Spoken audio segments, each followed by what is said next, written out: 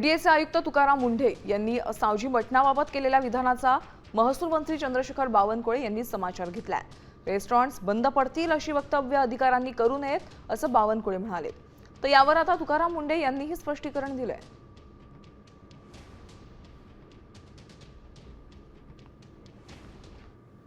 मला असं वाटतं की त्या बिझनेस बद्दल काही बोलू नये, त्यांच्या बिझनेसला बडीचा बकरा बनू नये। तो अत्यंत त्या ठिकाणी हजारो परिवारांना त्यांच्या घरामध्ये घरगुती जेवण बनवणारा, घरातलं जेवण त्या ठिकाणी रेस्टॉरंटमध्ये आणून त्या ठिकाणी मग त्याचे ग्राहकांना देणारा हा मोठा व्यवसाय आहे। व्यवसाय बंद होईल अशी कुठलीही स्टेटमेंट कुठल्याही अधिकाऱ्यांनी करू नये। याच्याबद्दल मी कोणतीही टिप्पणी अशी केली नाही की त्याच्यामुळे कोणता समाज किंवा कुणी त्याच्यामध्ये हर्ट व्हावं। त्याच्यामुळे असं जर कोणी गैरसमज करून घेत असेल ते माझं त्यांनी स्टेटमेंट जे बोललेलं आहे ते परत ऐकावं व्यवस्थितपणे।